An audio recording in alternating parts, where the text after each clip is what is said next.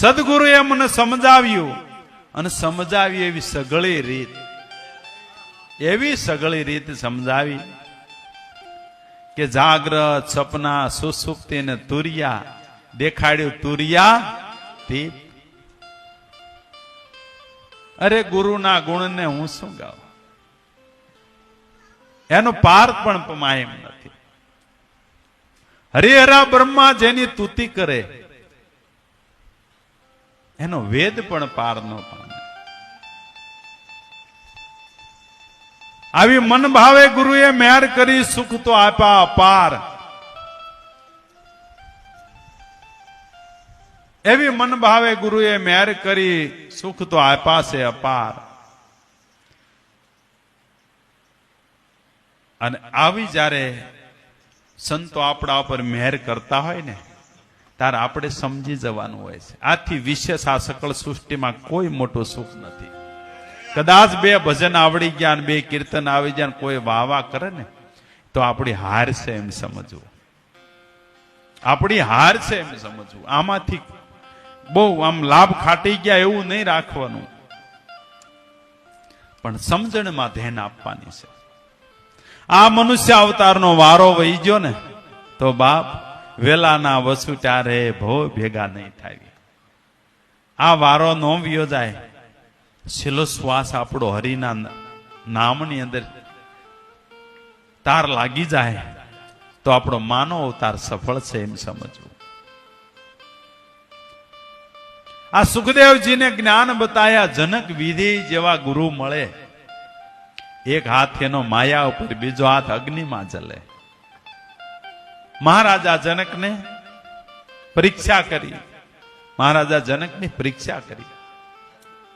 અષ્ટાવક્ર મહારાજે કીધું કે મહારાજા જનક તમારી જનકપુરી હળગી, આ બધી ભાગ દોડ મચી જઈ, તમે કેમ હલતા નથી?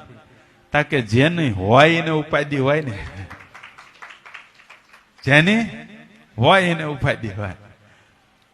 ત્યારે ખબર પડી કે આને વિધેય ભાવ થઈ ગયો છે. આ મારું નથી, મનથી છૂટી ગયું છે.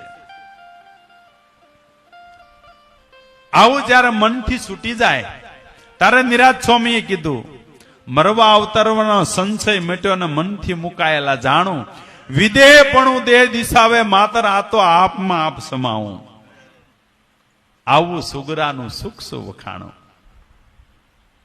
આવી સ્થિતિ નિર્માણ થઈ જાય જ્યારે, ત્યારે સાધક દેહ હોવા છતાં વિદેહ દિશાને પ્રાપ્ત કરેલો ગણાય છે.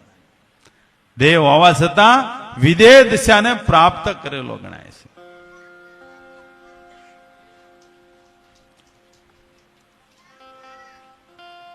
સુખદેવજીને જ્ઞાન બતાયા જનક વિદેહ જેવા ગુરુ મળે. એક હાથ એનો માયા ઉપર, બીજો હાથ અગ્નિમાં જલે.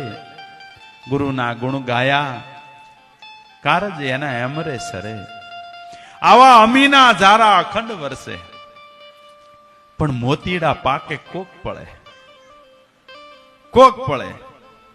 આજે કેટલો વરસી ગયો, 1.5 કલાક 3-4 ઇંચ વરસાદ વરસી ગયો, ધોધમાર વરસ્યો. પણ આપણી કહેવત છે ને કે ઊંધે ગળે ઉડક કેમ વરસી, અજ્ઞાની જીવ સંગ કરે સાચો પણ રંગ સડે નહીં. એક ગામની અંદર ધોધમાર વરસાદ વરસ્યો. ગામની બેની દીકરીઓએ બેડા બધા ભરી લીધા, પાણીયારા ગોળા બધા ભરી લીધા.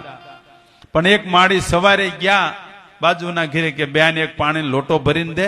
અરે માળી આટલો બધો વરસાદ વરસ્યો તો તમે કઈ ભર્યું નહીં? નેવે નતું મૂક્યું? તાકે મૂક્યું તું ને તાકે શું થયું? તાકે ઊંધું મુકાઈ ગયું માટલું. આ 100 વર્ષની જિંદગીનું આ માટલું મળ્યું છે, અને જો ઊંધું મુકાઈ જાય છે ને તો એક સાંટો માલપા જવાનો.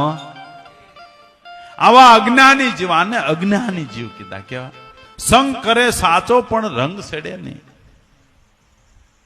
જેમ દમે શરીર, જેમ દેહની ઉપર દમન કરે, હા ઊંથ્યું આખી રાત બહાર રાખે આમ ઝોલા કરે આમ.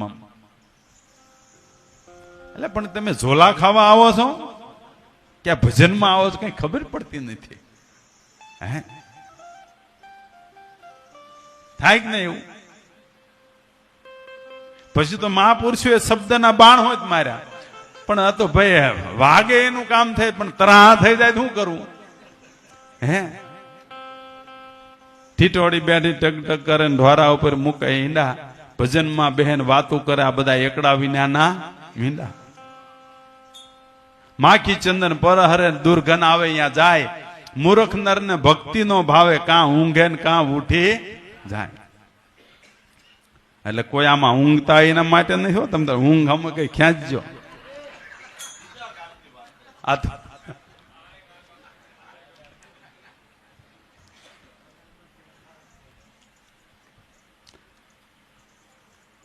ખૂબ આનંદ છે. આવા અમીના જારા અખંડ વરસે, મોતીડા પાકે કોક પડે. આ સત્સંગ છે એને મહાપુરુષે એક સુવાતનું નક્ષત્ર કીધું છે. કેવું? સુવાતનું નક્ષત્ર. સુવાતનું નક્ષત્ર જયારે વરસે સમુદ્રની અંદર, શીપ નામની માછલી હવા ગજ અધર ઉછળે અને દરિયાનું પાણી બધું એમાંથી ખરી જાય, સાટ પણ પાણી નો રહે, એ બિંદુ પકડી લે અને તળિયે વહી જાય તો હાચું મોતી થઈ જાય. હાચું મોતી થઈ જાય. અમને એક ભજનમાં ગયા હતા ના હરિભક્તો રે આંબળા, ગોપનાથ મહાદેવ પાસે. ત્યાં સખલાના વેપાર બહુ કરે છે. મારા તમે હતા એમાં? હા, સખલાના વેપાર. એમાં જેને ઘેરે એમ ગયા ને એનો જ બાબલો હોલસેલ નો મોટો વેપાર કરે. આ બધું જાણવા મળ્યું. સમુદ્રમાં હું પાકે, સમુદ્ર કાંઠે જઈને માણસો જે વીણતા એના પાસેથી બધા લે, આખા ભારત દેશની અંદર સપ્લાય કરે છે. સખલા અમુક બતાયા અમને આમાં શું શું પાકે છે. આપણે કે મોતી હોય તો કે હા મોતી પણ હોય. એ મોતી હાલની ટકમાં એને ₹1,00,000 તો કિંમત કીધી. કેટલી? આપણે સંતોએ ગાયું ખોટું વસ્તુ નથી, પણ આપણે જાણ્યું જોયું નથી એટલે આપણને વાત માન્યમાં આવતી નથી. સંતોએ ગઈ નાખ્યું, શીપમાંથી મોતી છૂટા પડીને પારક પાસે જાય, ઝવેરી અને વીંધી નાખે અને મુંગઠમાં અંકાય. સાચા સંત એમ ઓળખાય, હરી રસ પીવે બીજાને પાય. એમ આજે રે અમીના જારા અખંડ વરસે પણ મોતીડા પાકે કોક પડે. એ તો મોતી કદાચ લાખ, હવા લાખ, કદાચ 5 લાખની કિંમત નો અત્યારે હોય, પણ આ સંતોના શબ્દ રૂપી મોતી છે ને, આ તમારી સુરતા શીપ નામની માછલી છે.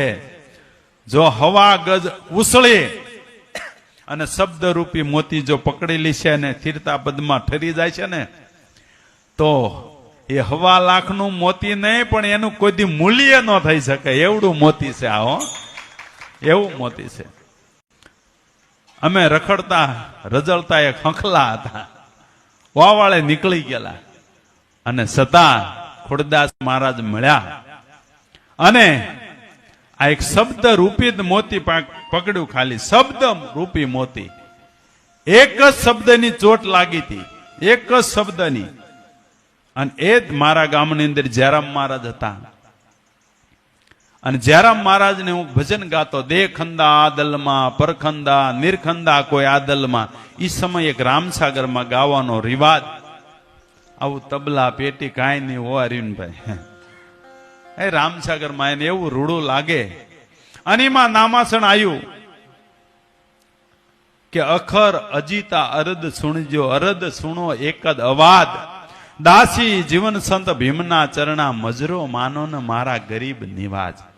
આ અખર અજીતા એટલે શું, એની એક સમજણ આપો ને એની સમજણ આપતા છે ને જાણે ભવે ભવની ભૂગ ભાંગી જે હોય આ માર્ગની અંદર, ત્યારથી મારું મન કોઈ વાતમાં ભરમિત નથી થયું. હા, એટલી સસોટ વાત પકડી ગઈ કે આ કોઈ દી કોઈ આને જીતી શકતો નથી. ના તો રે બંધાણો નખોદિયા, બીજું નહીં બને,